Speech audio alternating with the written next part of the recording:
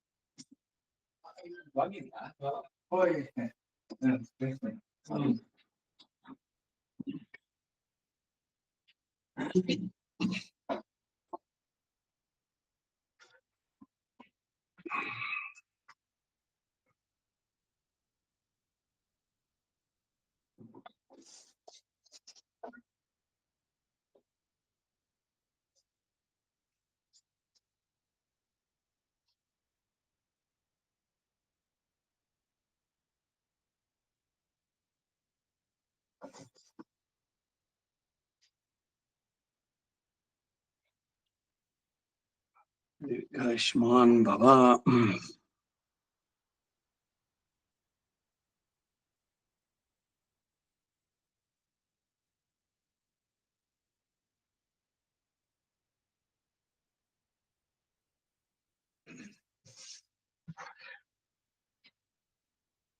ನೋಡಿದೆ third term ಮಾಡ್ಸಲ್ಲ ಹೆಂಗ ನಾವು ಮಿಸ್ ಮಾಡ್ಕೊಂಡು ಆಗಲಿಲ್ಲ Very so must be some maybe eminent leaders ಎಲ್ಲ ಒಪ್ಕೊಂಡಿದ್ದಾರೆ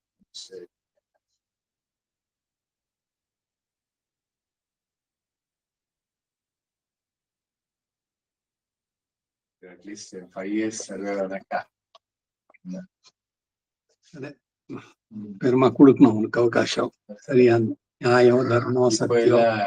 ಬೇರೆ ಚೇಂಜ್ ಮಾಡೋದಕ್ಕೂ ಕಷ್ಟ ಮೋದಿ ಹುಟ್ಟೆ next time others in between they may not agri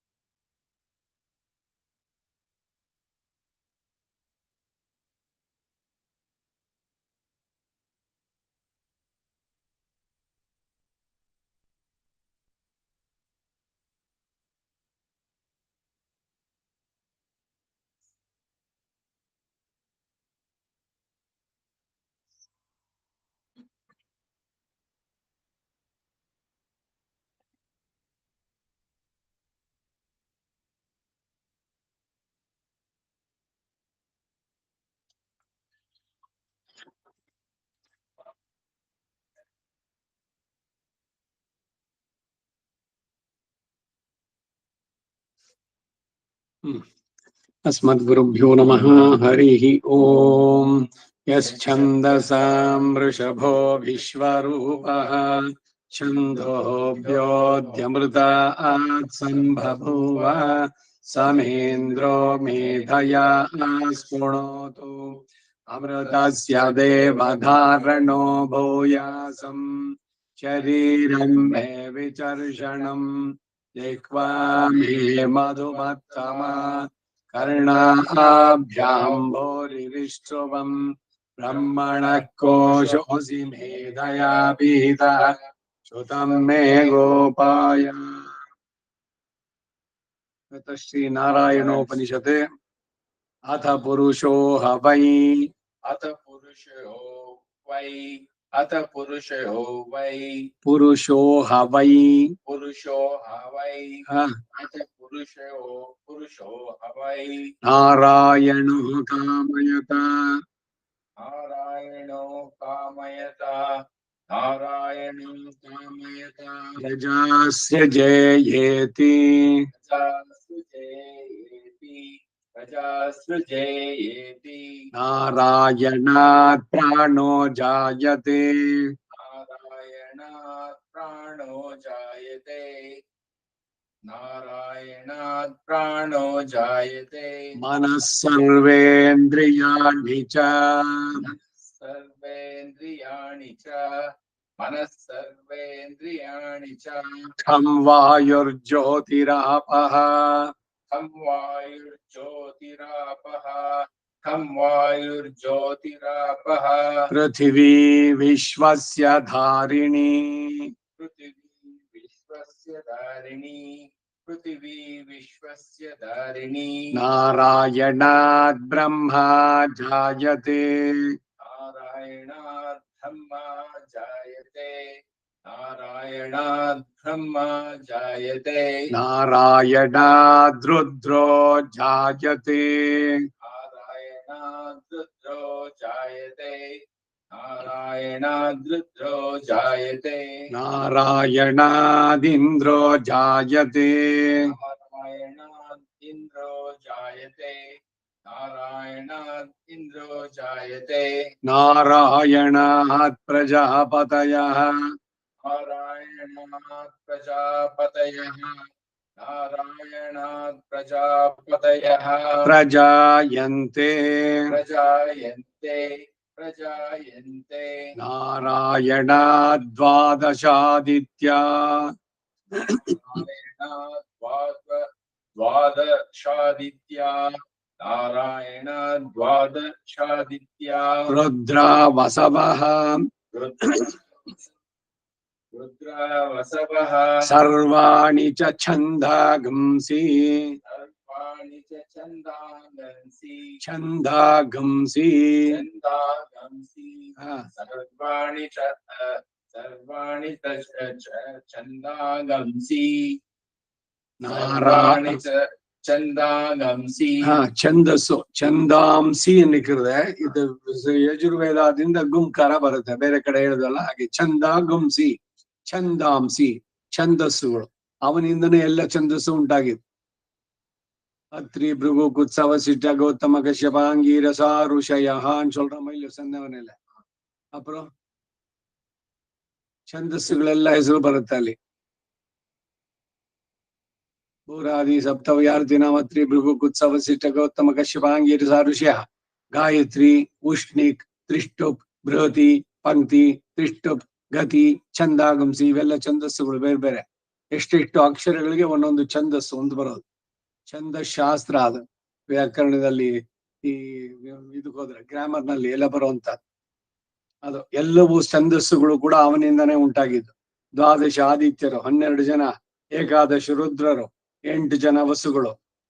ಇದೆಲ್ಲ ಲೆಕ್ಕ ಅದು 33 ಅಂತಲ್ಲ 33 ಜನ 33 ಕೋಟಿ ದೇವತೆಗಳು ಅಂತ ಕೇಳಿದ್ಯಾ 33 ಹೆಂಗೆ ಅದ್ಯಾಕೆ 44 ಅಲ್ಲ ಇಲ್ಲ 55 ಅಲ್ಲ ಅಂದ್ರೆ 11 ಜನ ಈ ರುದ್ರರು ಏಕಾದಶ ರುದ್ರರು 12 ಜನ ಆದಿತ್ಯರು 12 11 23 ಪ್ಲಸ್ ಇವರು ಅಷ್ಟವಸುಗಳು 8 23 31 ಅಶ್ವಿನಿ ದೇವತೆಗಳಿಬ್ರು ಒಟ್ಟು 33 ಇವರಿಂದ 33 ಕೋಟಿ ದೇವತೆಗಳು ಉಂಟಾಗಿದ್ದು ಹೇಗೆ ಅಂತ ಸೃಷ್ಟಿ ಅವೆಲ್ಲ ಅವನಿಂದಾನೇ ಉಂಟಾಗಿದ್ದು ನಾರಾಯಣಾತಿ ದ್ವಾದಶ ಆದಿತ್ಯ ರುದ್ರ ವಸವ सर्वाणि च छन्दागुंसि नारायणा देव समुत्पद्यन्ते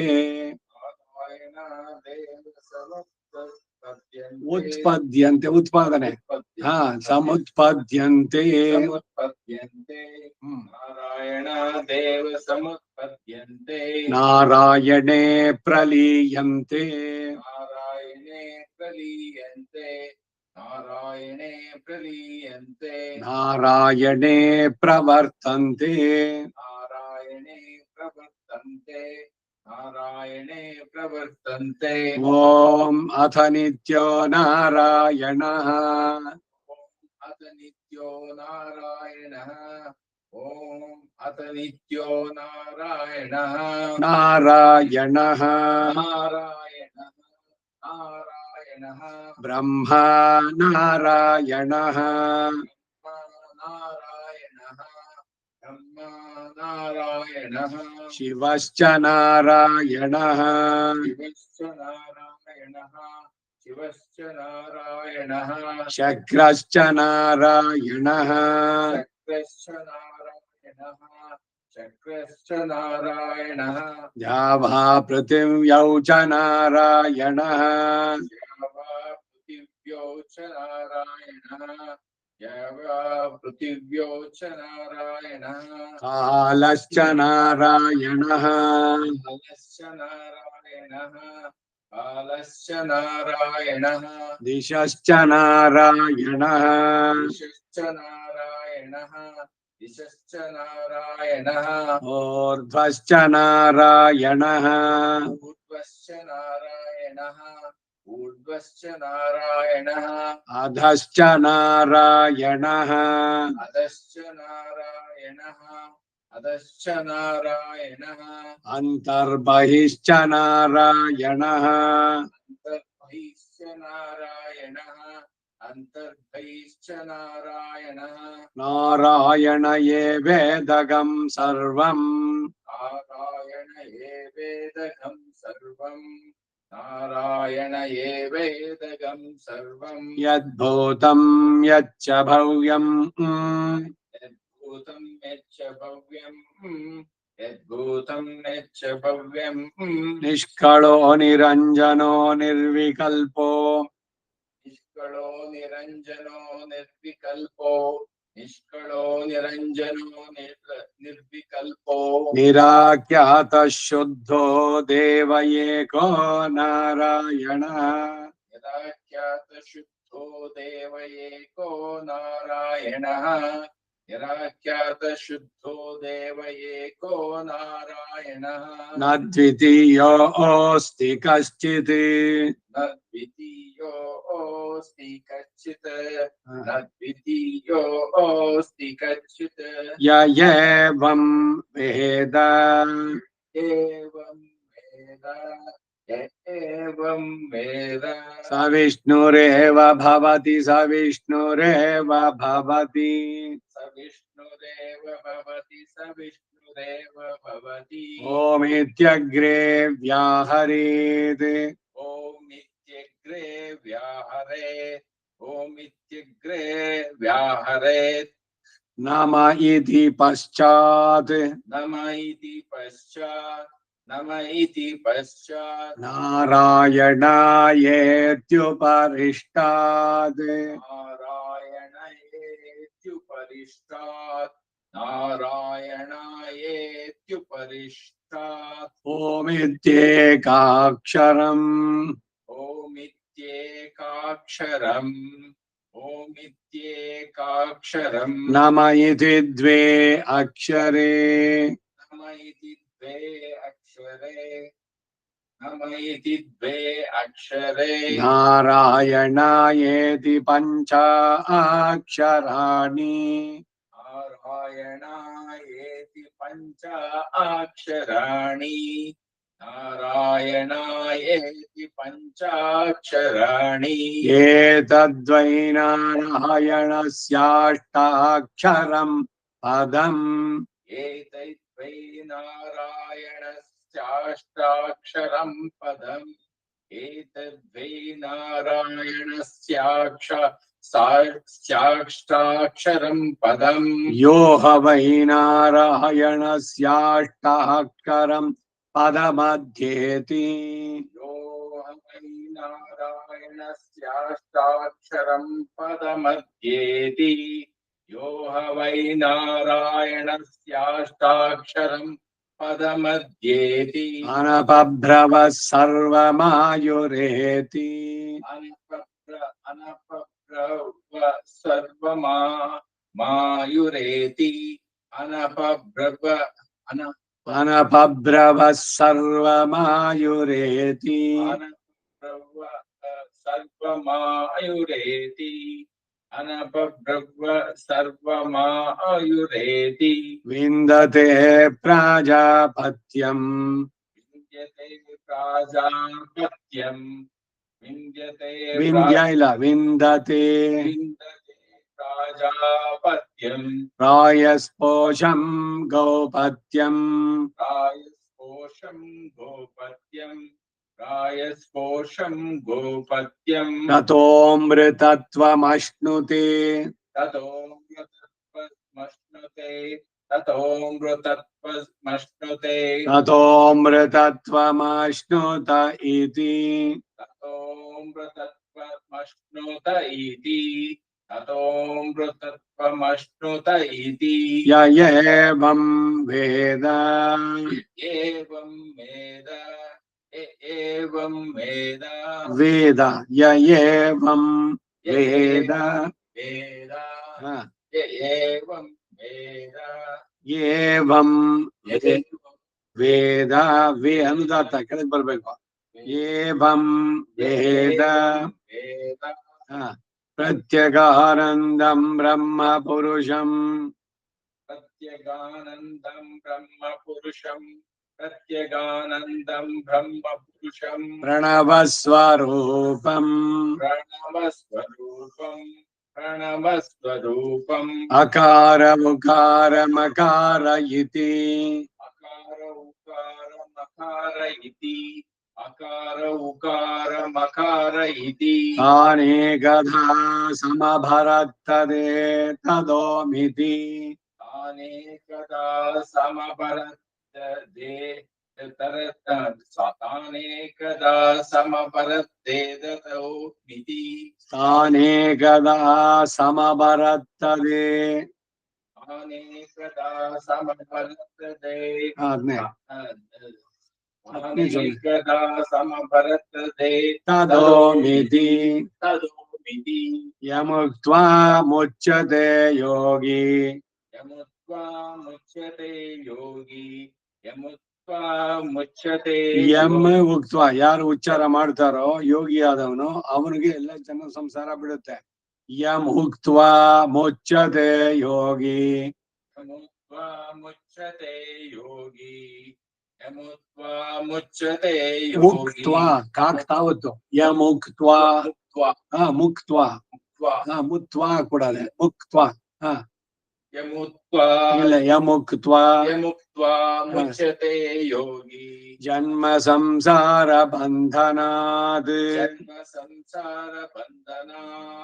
जन्म संसार बंधनात् ಓಂ ನಮೋ ನಾರಾಯಣಾಯೇತಿ ಮಂತ್ರೋಪಾಸಕ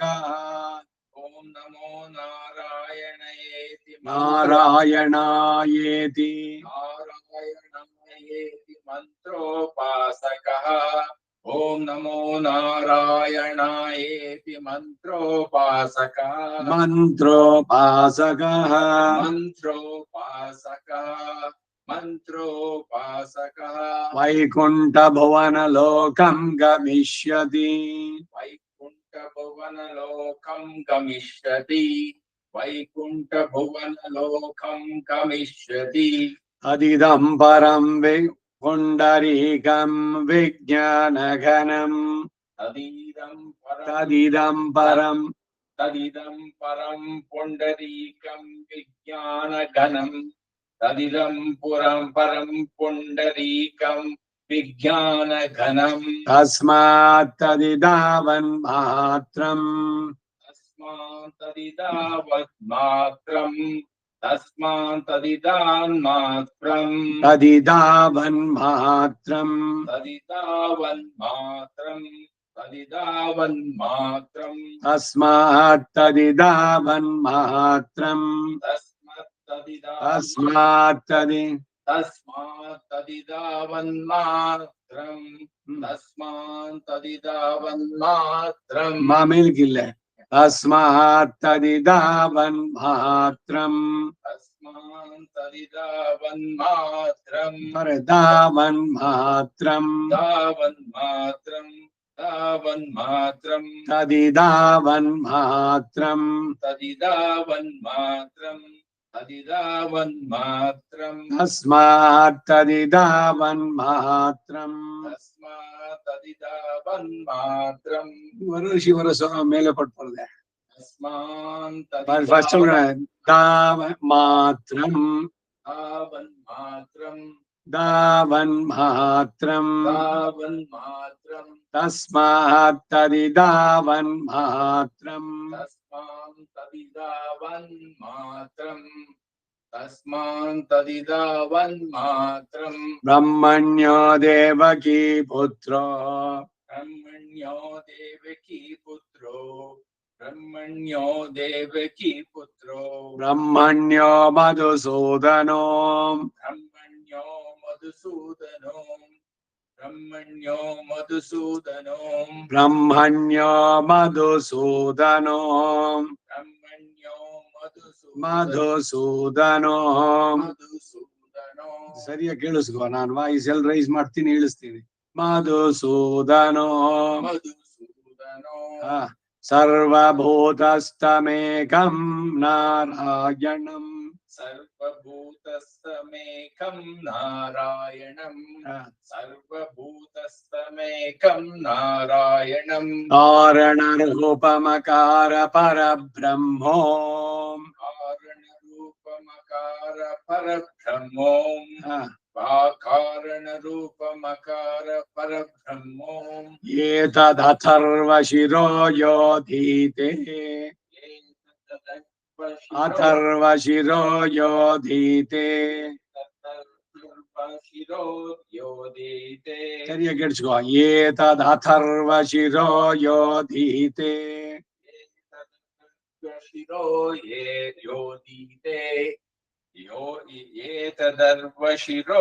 ಏತತ್ ಅಥರ್ವ ಶಿರಸ್ಸು. ಅಥರ್ವ ವೇದದ ಶಿರಸ್ಸು ಅಂದ್ರೆ ಅಥರ್ವ ವೇದದ ಕಡೆ ಭಾಗ, ಉಪನಿಷತ್ತುಗಳು.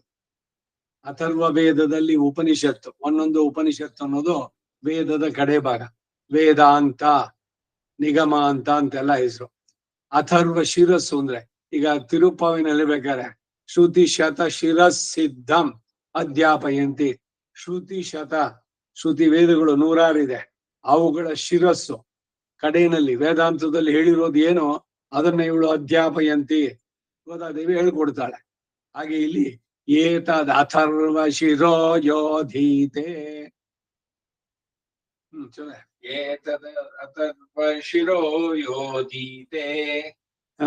ಏತದರ್ವ ಶಿರೋ ಅಥರ್ವ ಅಥರ್ವ ಶಿರೋ ಯೋಧೀತೆ ಪ್ರಾತರಧೀಯಾನಃ ಪ್ರಾತರದೀಯಾನಃ ರಾತ್ರಿಕೃತಂ ಪಾಪಂ ನಾಶಯತಿ ರಾತ್ರಿಕೃತಂ ಪಾಪಂ ನಾಶಯತಿ ರಾತ್ರಿಕೃತಂ ಪಾಪಂ ನಾಶಯತಿ ಸಾಯಮಧೀಯಾನಃ ಸಾಯಮದೀಯಾನಃ ದಿವಸಕೃತಂ ಪಾಪಂ ನಾಶಯತಿ ದಿವಸಕೃತಂ ಪಾಪಂ ನಾಶಯತಿ ದಿವಸಕೃತಂ ಪಾಪಂ ನಾಶಯತಿ ಮಾಧ್ಯಂದಿನಮಾದಿತ್ಯ ವಿಮುಖೋ ದೀಯಾನಃ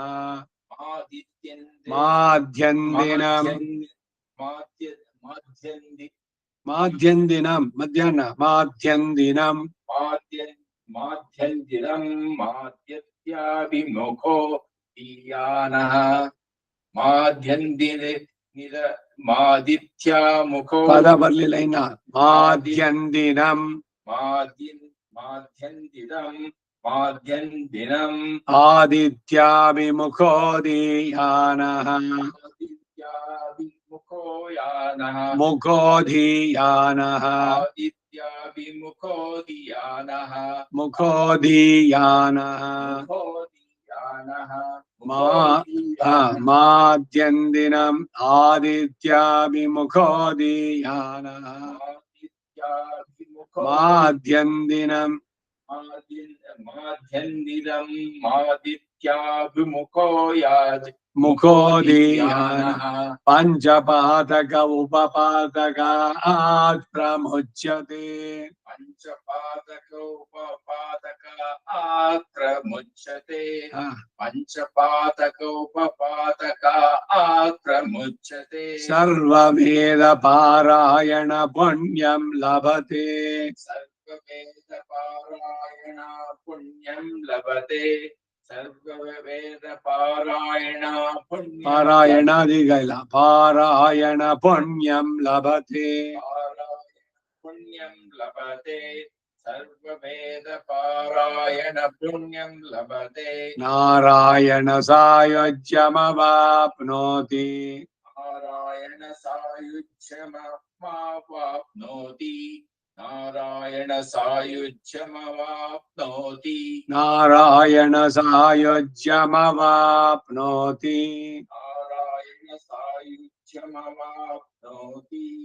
नारायण सायुज्यमवाप्नोति य एवं वेद एवं वेद एवं वेद इत्युपनिषत् इत्युपनिषत् इत्युपनिषत् प्रैक्टिस पढ़ने वाला नमो ब्रह्मणे धारणं मे अस्त्वनिराकरणं धारयिता भूयासं कर्णयो श्रुतं मच्योर्ध्वं ममामुष्यवो हरिः ओम् श्रीकृष्णार्पणमस्तु।